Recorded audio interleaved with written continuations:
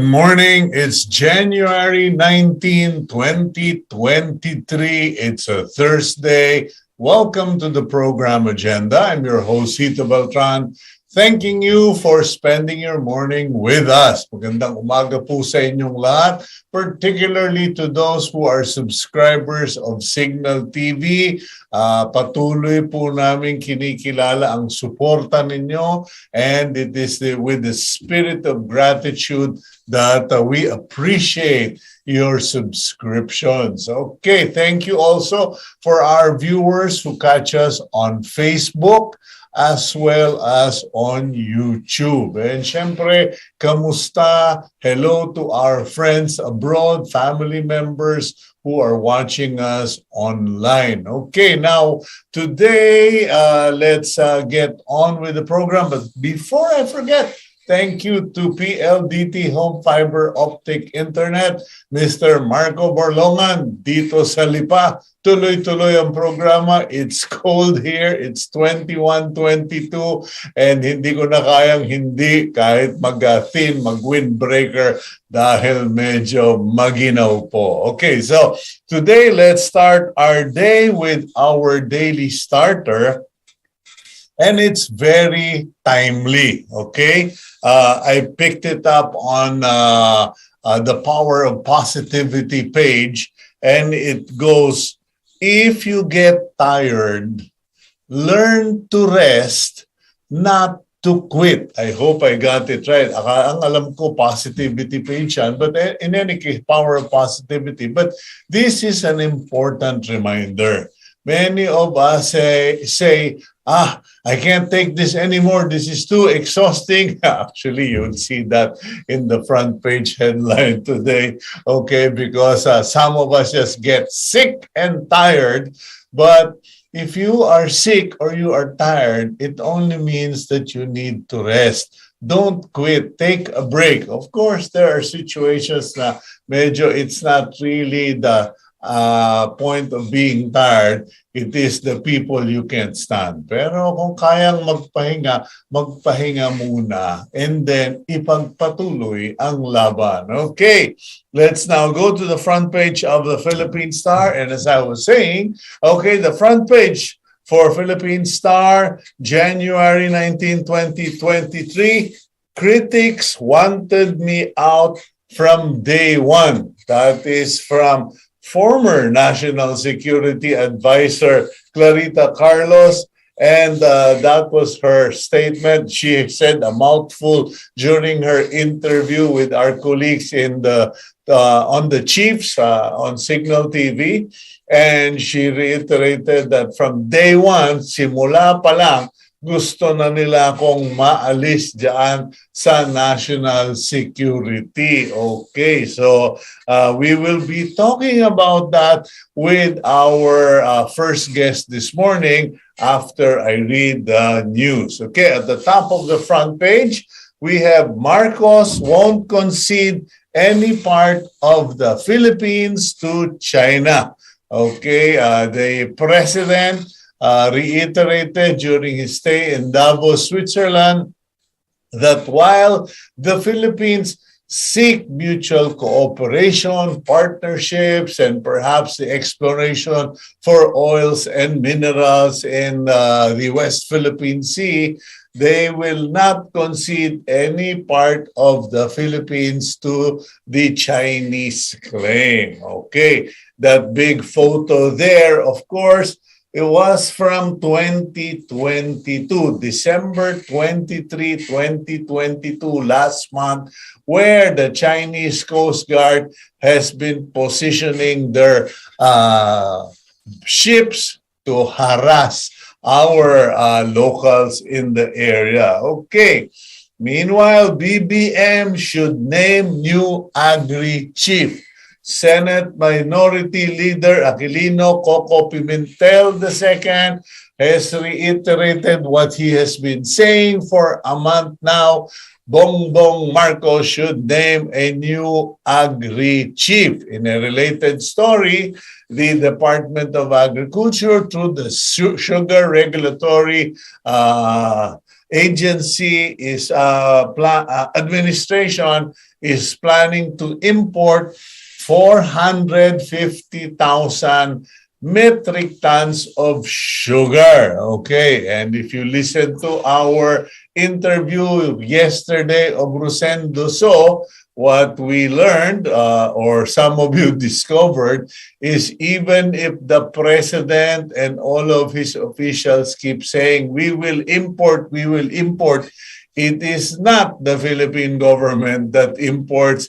It's still the private sector. So, ayan po, sila na naman. Okay. The photo in the center of the Philippine Star is a photo of President Bongbong Marcos speaking with the European Commission President Ursula von der Leyen and Swiss President Alain Berset during the World Economic Forum's annual meeting in Davos, Switzerland, where President Marcos trumpeted government efforts to maintain economic growth. Okay, and meron naman daw kung pinagbabasihan yung kanilang claims because of solid economic fundamentals and the opening of the economy, etc., etc. Okay. Meanwhile, as the year of the water rabbit predicts hope this 2023, SM Supermalls wishes shoppers longevity, peace, prosperity this Chinese New Year. So hop on luck and enjoy all these CNY themed activities safely, Chinese New Year themed activities safely and conveniently at your favorite SM malls. Parang commercial no? Hindi naman po. Bumabati lang yung ating mga kaibigan sa SM. Meanwhile, Senate to scrutinize contradictions in Maharlika bill. Okay, ito po. Si Senator Aquilino Pimentel the second na rin ang nagsabi, okay, that while the President is offering, promoting, and talking about the Maharlika Wealth Fund, okay, the bill that will launch it has yet to be finalized and has yet to be passed by the Senate. And as such, Coco Pimentel is saying that they have to address the contradictions that are found in many parts of the bill. So, kumbaga, hindi pa luto yung ulam binebenta na natin. Okay. Meanwhile, okay, a Nobel laureate and Rappler Chief Executive Officer Maria Ressa reacts with joy and amazement, okay, that the Court of Tax Appeals, or CTA, has acquitted Rappler and Ressa in 4 tax cases.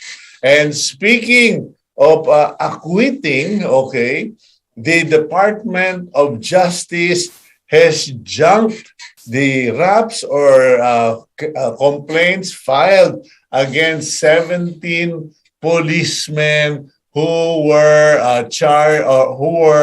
allegedly involved in the Bloody Sunday incident that led to the death of a labor leader, Mr. Asuncion, who was shot during the encounter with the police. Okay, so ayan po, yan na po ang ating news for the day, courtesy of the Philippine Star. And may I request all of you, please buy your copy or subscribe online because there is so much in the Philippine Star inside pages, pati yung mga opinions namin na columnist. And by the way, hello to the staff and the owners, people in Coron, particularly Club Paradise. It was featured by Michelle Dairit in the Philippine Star today. Ako lang naman po yung pasimuno sa pagtatayo niyang Club Paradise na yan. So, every time I see something, it warms my heart. I spent several years living in a tent on that island. Okay, pero ngayon po, napakamahal na. Hindi ko magawang tumungtong dun. Okay, let's now go to our main part of the program where we speak with our resource person. And today, our first topic is all about this national security brouhaha, which coincidentally is on the headline of the Philippine Star. Gabriel, please roll out the Betamax. Orly Mercado served as senator from 1987 to 1998. He was also Secretary of Defense during the term of former President Joseph Estrada. Mercado is also known for his long career as a broadcast journalist. Okay, Sir Orly, good morning to you. All right, good morning.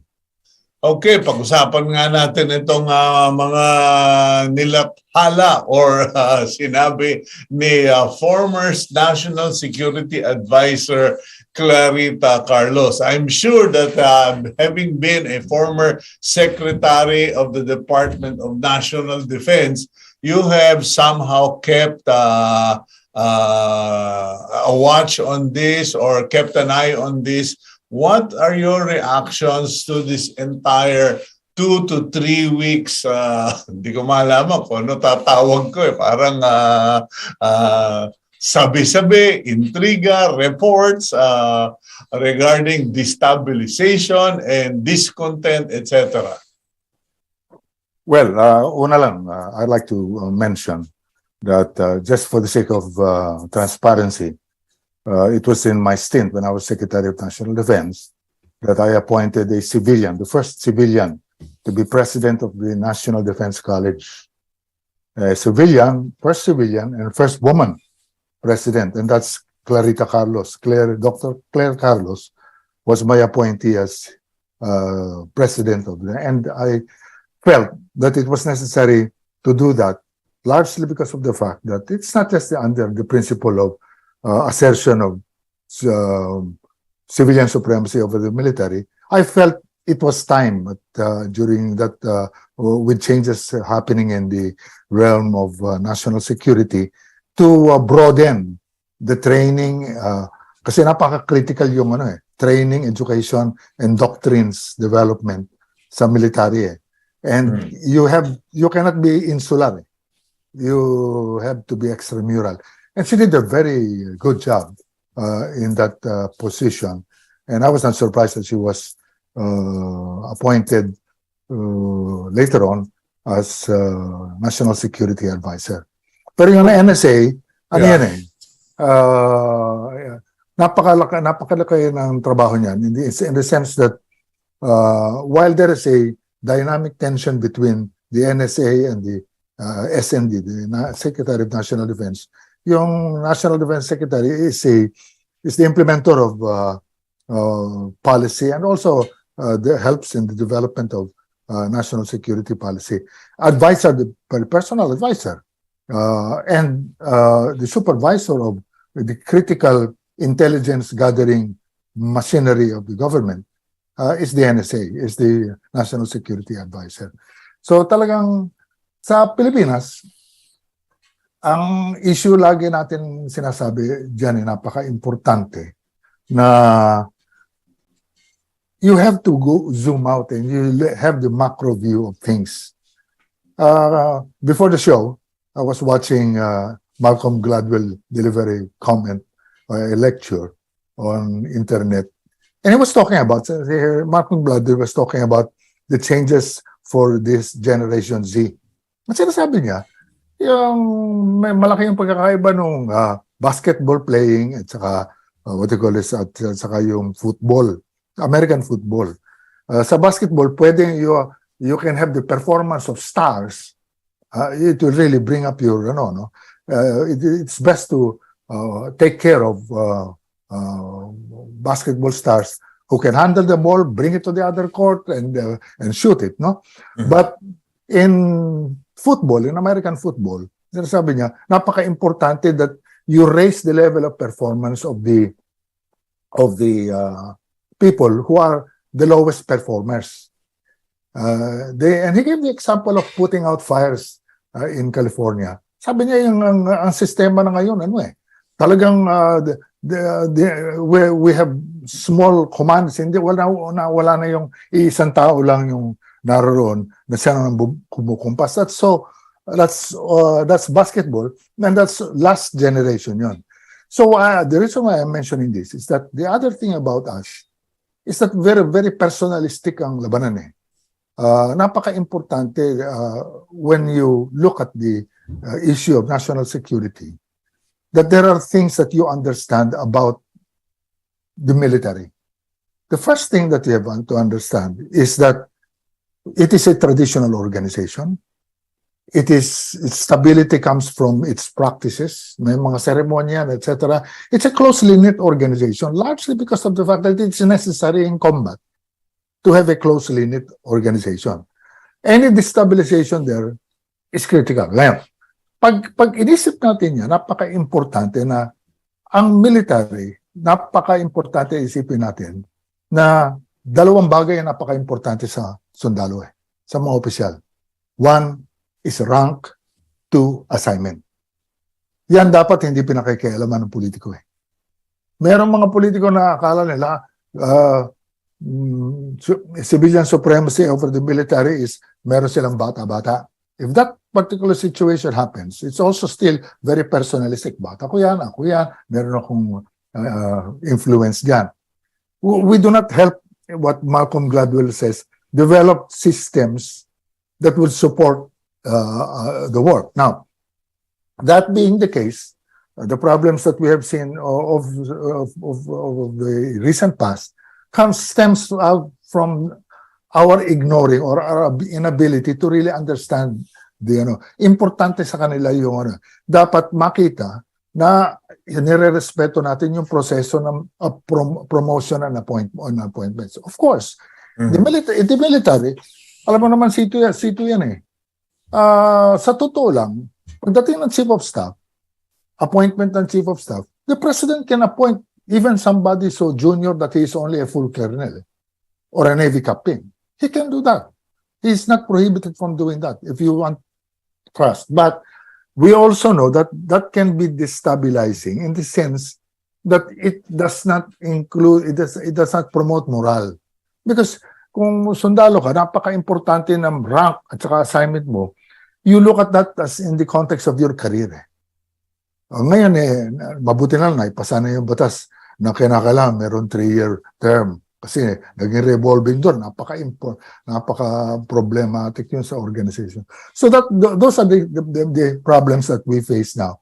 But I'm glad that the President has acted already on this matter and restored, I think that, yung mga talk about coup d'etat, etc. Ano naman yun Sa akin naman sabong lang yan. Huwag na natin pagsabongin. Wala naman. There's no such thing. I am with my, I cannot speak for the military. I'm outside already. But my experience shows me that is baloney. The military is stable. Although there are brothers in the police na are grumbling also about certain pero hindi naman pwede hindi ayusin yan Pero it is in the how and why. Siguro napaka-importante. Okay. We look at the macro systems also. Yeah, if I pursue what you were saying, there are certain situations where we need to develop the single performers, the exemplary players or leaders, and there are situations that it has to be a team, it has to be an organizational development process. But mapakaliwa, mapakanan, I'm kind of wondering, in the military and even in the Department of National Defense and in some places in government, we just have nothing more or nothing else except old retired generals. Ang tanong ko, nakakabuti ba ito o nakakasama? I do not discount the years of experience, wisdom that guys like Secretary Anyo, Magalong, Charlie Galvez have under their belt. I give them that. But organizationally pursuing what you and Malcolm Gladwell were talking about, is this good? Because ang dami nating mga batang magagaling na opisyal, and I think that was essentially the reason why there were rumblings 2 weeks ago or 3 weeks ago. Parang paano naman kami? Puro na lang yung mga lolo namin ang napo-promote or na-appoint. It's always a balancing act. Ang problema sa atin, when we analyze these problems, we think it is always a choice between black and white or the extremes. So I always say, never idolize or never be captives of the pendulum because the pendulum swings from one extreme to the other. Sabi ko, nandyan yung yung shades of gray. Hindi yung kahit yung shades of gray na binabasa doon sa nobela. No? It's a shades of gray na nakikita natin. Sometimes it's a combination of this and that. The military is a rich source of talent because of the discipline, etc. that they have. But at the same time, there is a serious track there. When you come to think of it, at age, because sa PMA, yung kanilang service of 4 years is included already in the service. Kaya 56 na nagre-retire. Yung pala yun. Hindi ko alam yun. Oh, actually, hindi 60, 65 ang retirement ng military. Dahil sa pag ikaw pumasok sa kahit na 17 years old ka pa lang, or 18 years old, sumampa ka you're already, sweldohan ka na ng gobyerno. Kaya kadete, pag nagkakaroon ng mga bagyo o kaya lindol, ginagamit din natin yung mga kadete niyan. The attraction to that is that aside from the fact that it's the discipline and the trust on the part of but that is a double-edged sword also. They know how to follow orders, but at the same time, we always say you have to balance that in the civilian context of the trajectory of the careers of those who are also in the binabanggit mo yung matagal na ganun tapos bakit yung general. Sa akin, I don't look at whether he is a military man or not. The first thing that I consider is can he get the job done? And going back to the we do not hold it against them. Orly, I'm sure you've also noticed that it's the same lineup. Kumbaga, lagi na lang sa parehong first five. And kung ako napapansin ko, hindi ako military, hindi ako politiko, if I notice this, I'm sure there are also people in the organization who are already commenting about this na why is it always the same people like with the PNP, the review board, it's the same people. With the anti-COVID campaign, it's the same people. So parang ito si Anyo, Galvez, and Magalong. And, medyo parang that's also dangerous. Alam mo, naisip na yan eh. Noong panahon ng Marcos I, the father of BBM, the people like Odi Corpus and company, asked the question, why don't we have a development, an academy that will prepare talented bureaucrats in the government, civilians, to be able to handle critical positions and give them a path, a clear path in their careers. So they established the Development Academy of the Philippines. Yes. That's the reason why it was put up there, to be the PMA to produce disciplined and excellent bureaucrats. And I think that that is something that we should continue to support and continue to shore up. Because hindi ka na dapat na-appoint in political office, etc. Kasi even now, there is talk or speculation that the current crop of political or cabinet appointees of BBM is just either for window dressing or until June when the one-year ban is lifted, and then the president will reveal his real cabinet. Okay, ang problema yan is that simply, we are very personalistic. We always analyze things in the context of sino ba yan or personalities. Why? Largely because of the fact that we have very weak systems. We have very weak institutions. We are poor in institution building. Kaya sabi ko nga, yung ginagawa ng mga DAP yan dapat quietly we support. No? But the point there is that if it is personality-based, it to me limits these things. You cannot move generations kasi pag nagte-training tapos sayang yung sayang yung talent ng mga tinetrain natin. Ikalawa, it has to be a balancing act. There are functions wherein the benefit of experience really counts.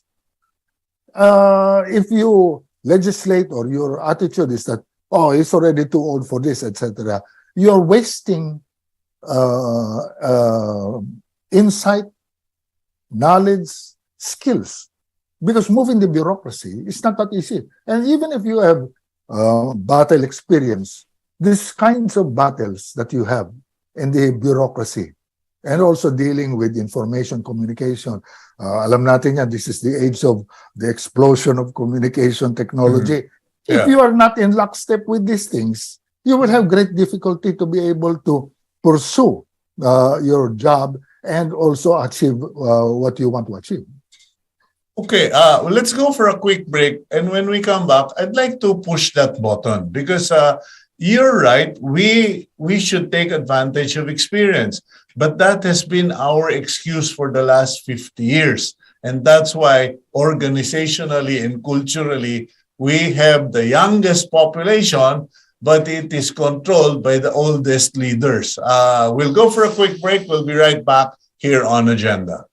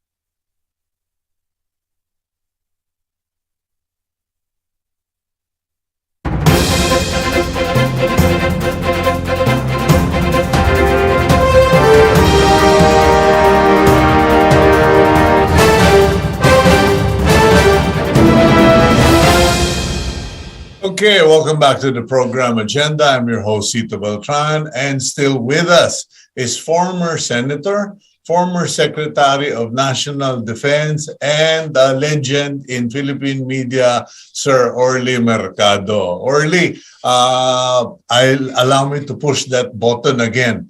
We have a very, very young population, but they are led by a very, very old clique, if I would, or group of really old leaders.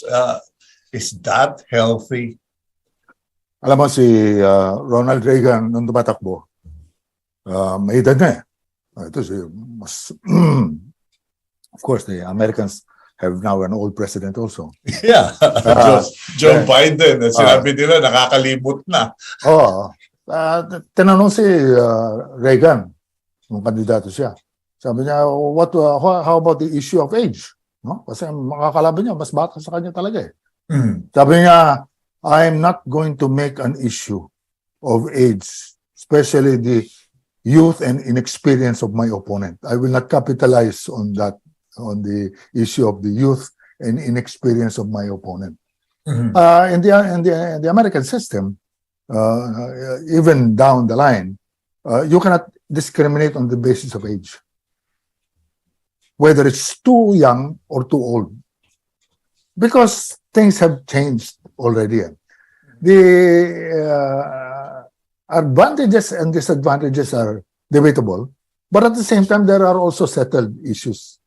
As we have, ang lamang ng bata, he has the energy and the But and the I ability think to, I think we're falling into that same argument, Orly, because I mean, okay, I commend you for appointing the first female officer or mentor in the National Defense College, which is Clarita Carlos. Okay, she is, I think, the first female national security advisor in the Philippines. So in terms of gender equality, that's a score for the Philippines. But in terms of meritocracy, kahit na anong galing mo dito sa Pilipinas, pag may nakaupong matanda, binabara pa rin lahat eh. Hindi, I don't think it is binabara dahil sa edad niya. Alam mo, political appointee, if you're a political appointee, it's inexorably true na you are there at the pleasure of the president. And the dynamics of the moment, alam mo sa appointments, ganyan eh. When the president appoints one person, he disappoints many. It's always like that. Mas marami ang disappointed. At asahan mo, pag pumasok ka sa politika, pag ikaw nakaupo, hindi pa nag-iinit ang puwit mo sa silya mo, hinuhukay na, tinatamnang ka na. Okay, now, okay. Yan ang nature ng political appointments eh. So par for the course yan, talaga. What about the claims that all of these appointments for the time being are really temporary in nature? Some are window dressing, pampaganda ng administrasyon or pampabango, but ultimately they will all be replaced by June. Alam mo, yan ang lagi ko sinasabi sa mga estudyante ko at sa mga tinuturuan natin journalist din eh. Kung nagbibigyan ako ng pagkakataon magsalita. As one mantra I learned when I was in college. All generalizations are dangerous. Including this generalization, that generalizations are dangerous. So, what I'm trying to say is that huwag kayo mag-generalize. Himayin natin. Sa akin, ano na lang yan. Yung mga generalization yan, trabaho ng walang academic discipline yan eh. Himayin mo.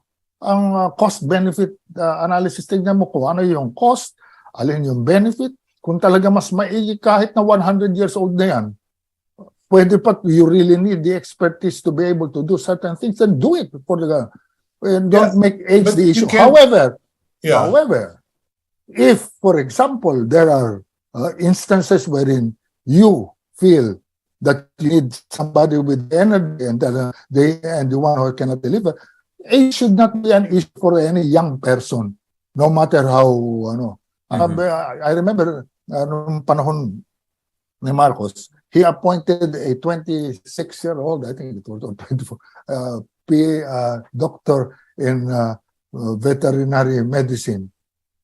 Father ni si Sunny Escudero. Sunny Escudero. Salvador Escudero. Yeah. Because he was brilliant. The issue was never raised that he was too young. And he did well. So what I'm trying to say is, it's not a choice of extremes. So let's not generalize. Isa-isang tabi na natin. Let's have a meritocracy based on the capabilities, based on the experience, knowledge, and most critical, his or her decision-making skills. How does how do you address the point raised by people na okay, bakit yung DOH wala pa siyang secretary, yung DA wala pa siyang secretary, ito nakadalawang palit na siya sa iba-ibang office. What's going on? Is there... I, I'm the last person you could ask the question, because I'm not only far away from the... I don't even read about this dynamics anymore. Hindi na sa akin gaano ka interesting.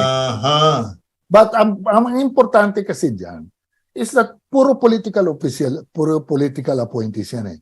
Mhm. So kung ayaw mong pumasok, ayaw mong mainitan, huwag ka pumasok sa kusina. Talagang kasama diyan yung talaga yung backstabbing, etc. But kasama rin diyan yung talagang search, naalala ko yung corner lang ngayon yan, search for excellence eh.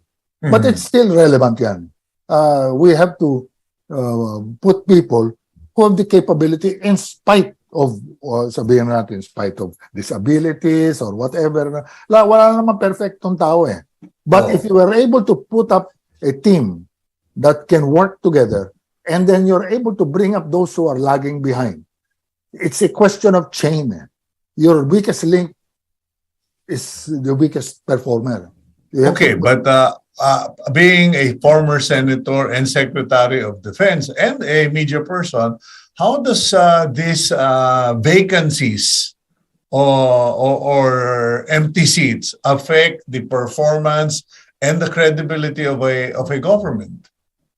If you have systems and strong institutions, alam mo nung araw, kahit before mapanganak ka pa, nung araw... Hindi naman.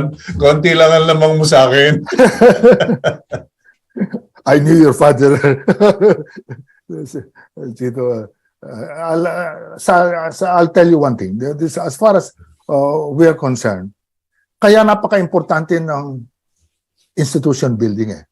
Dahil pag maganda ang takbo nung araw, ang mga ina-appoint hanggang secretary, minsan hindi na ginagalaw yung mga undersecretary. Dahil sa professional na yan eh.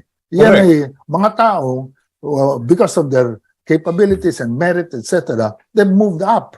Let's give them a pathway na pagdating naman sa plum position, we draw from those who have not only the experience but the knowledge of the job. If we keep on appointing people who are square pegs in a round hole, we are compromising talagang because it will take time, etc. And kahit na yung mga mafia dyan, yung gumagawa ng kalokohan, nagse-celebrate yan pag palit ng tao dahil sila like the bureaucrats are the long playing and long staying organizations. Kaya kahit sino may palit mo riyan, nakikita bakit corrupt pa rin, etc. Dahil they have managed to understand the system and to game the system.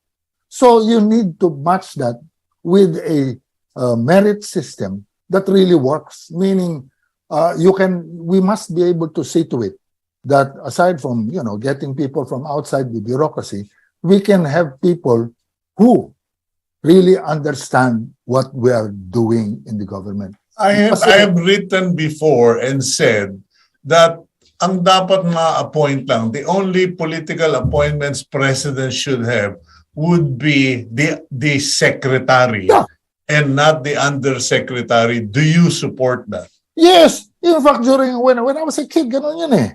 Yung undersecretary, kaya dumadating yung secretary doon, okay, hindi siya nagpapalit ng tao. Later on, kung kinakailangan niya talaga na there are issues. Ngayon hanggang directorial level even lower pa. It becomes that trumps, I hate to use that as a verb, that trumps the merit system, unfortunately. And we should go back to the real merit system. If there's anything that we should have learned, it is the value of that merit system to have continuity in government. Because aside from corruption, biggest problem we have in governance is continuity. Hindi nagtutuloy-tuloy. Kinakailangan meron kang sistema na ang mga proyekto natin, there are projects that we start that continue even beyond the political tenure of the president or the secretary. Okay, Miriam Defensor Santiago, ewan ko kung nakasabay mo siya sa Senado, once said that we should just shoot all of those 50 and above. And her her point was, yung sa retirement, do you agree that with that notion, once you are retired, stay retired. Let other young blood or the new ones rise to the top. Alam mo, 1 minute lang, ha? Last minute. Si Miriam, kasama ko nung araw sa student council sa UPN, kaya ganun na yun eh. Pero I will agree, I agreed with that proposition up to the time I was 50. Beyond 50, I don't agree anymore. Okay, I leave it at that, Orly Mercado, sir. Thank you very much for your time this morning and your wit. And I do hope we can pray together that God will save our country from ourselves and bless the Filipino people. Thank you very much for your time this morning. Thank you. Okay, that's former senator, former secretary, and legend in Philippine media, Sir Orly Mercado. We will go for a quick break, and when we come back, para sa inyong mga kinukulit kong mag-nursing para maka-abroad, ito, mainit na topic, nagkakasungkita na raw. There are rumors that a certain government is pirating nursing students to go to their country. We'll be right back here on Agenda.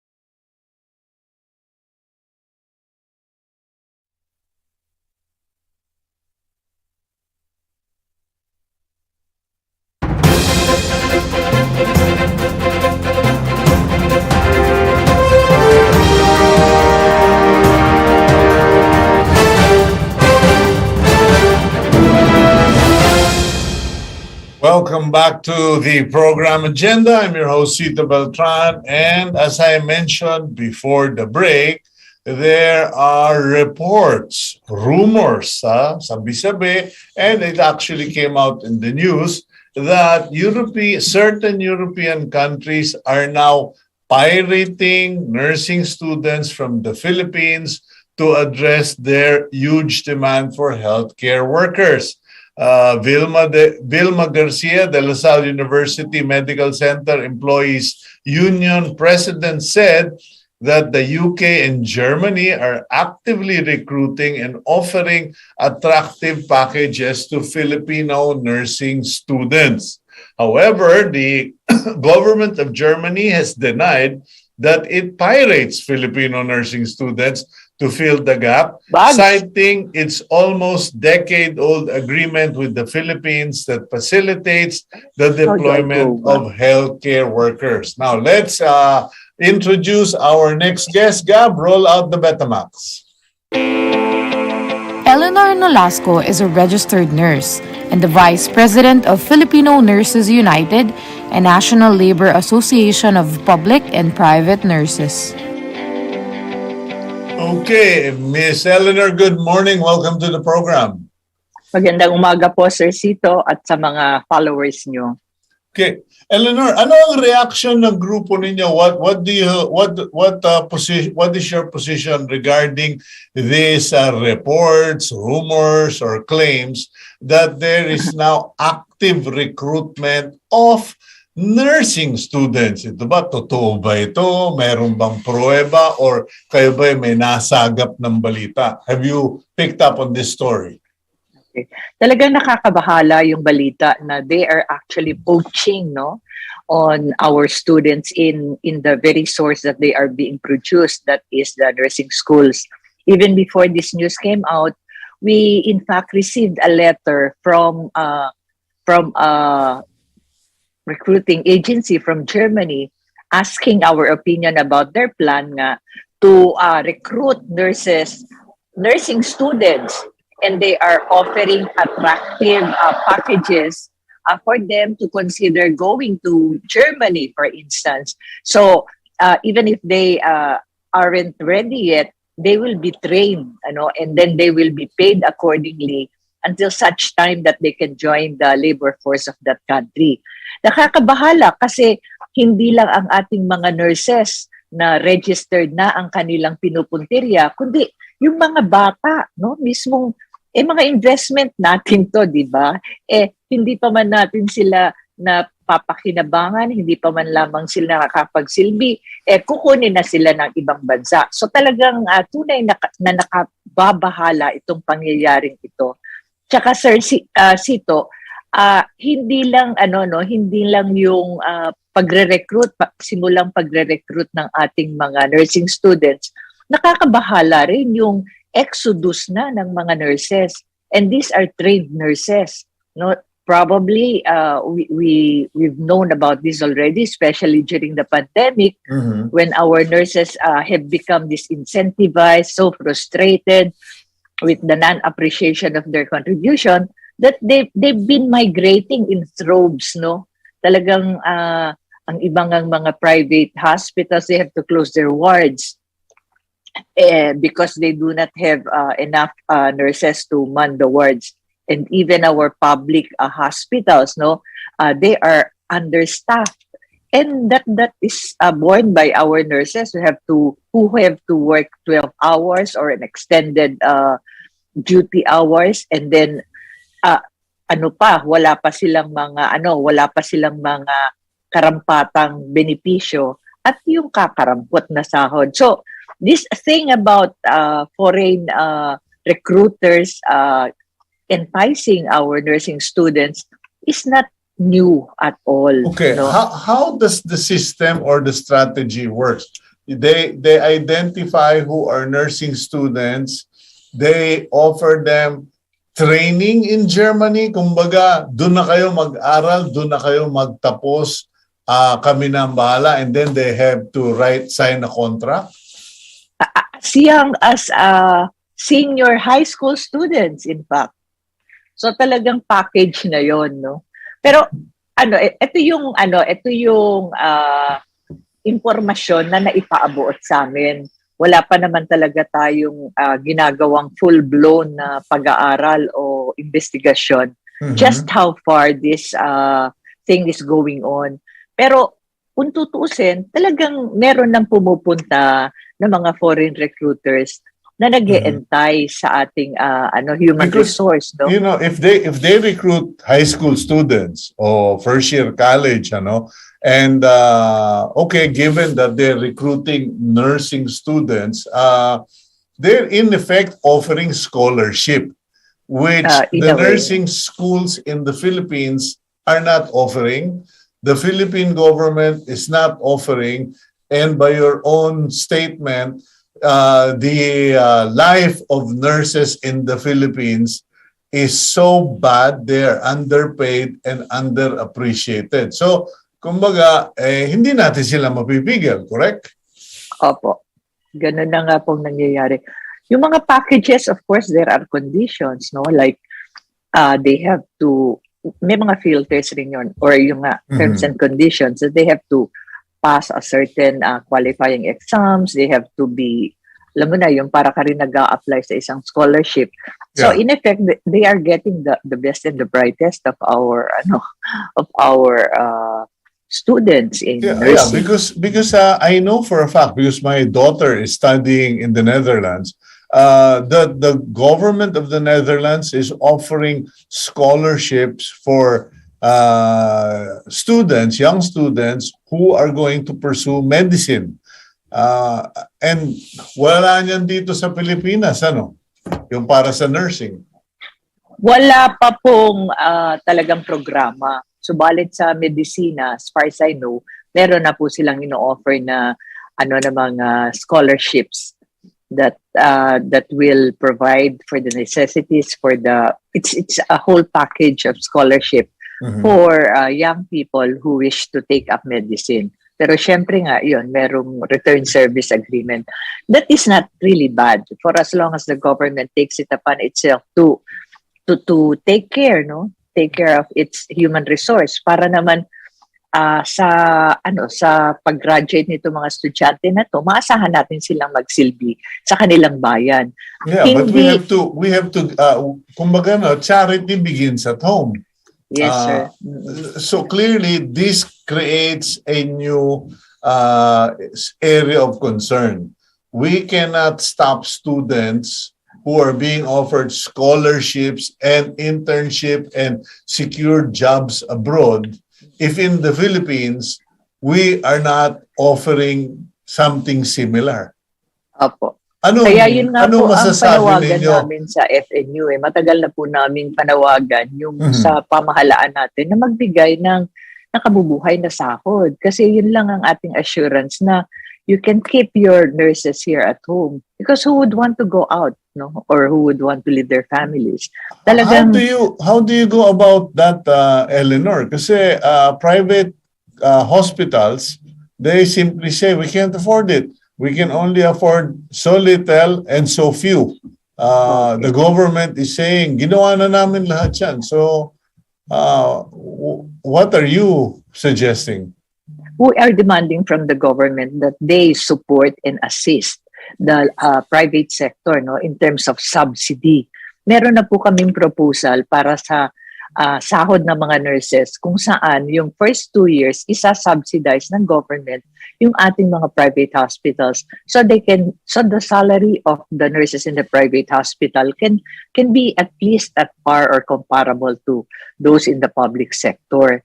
Kasi as it is po, malaki talaga ang gap ng starting salary ng nurses sa government, no? But still it's small. Like the starting salary for government nurses is salary grade 15, which is equivalent to 35,000. Whereas in the private sector, ang ongoing average salary ay 12,000 to 15,000 kasi nakakabit sa minimum wage. Kaya talagang ang sabi nga po namin, kailangan talaga nating tulungan tong private sector so they can keep their nurses. Okay. The government solution has been put a cap, stop Filipinos from going abroad to become nurses abroad. Is it working? That was in effect during the pandemic. No, I'm not sure if it's still for this year, if they're going to lift the cap already. But well, it worked because there's a prohibition for nurses to go abroad. But in the same token, parang it is an infringement on their right to choose what work. Yeah, a constitutional right to choose where they would want to work. Because it's a law of economics. Kung saan ka makakakuha ng nakabubuhay na sahod, dun ka pupunta. So, quick answer na lang, Eleanor. Tumatakas ba o iniisnab, binabaliwala are Filipino nurses still leaving the country, still taking up jobs abroad, and not bothering to go through the concerned agencies and through the DOH, etc.? Not very much, sir. Kasi nga, gustong-gusto nila ang mga Filipino nurses, ang ating yung mga employers abroad would really ensure that they are taken care of, no? Yun ang mga pangangailangan nila. So, I mean, tumatakas from the Philippines. Kasi, di ba, sabi nga dito, huwag kayong umalis, bawal umalis, etc. Pero, umaalis pa rin.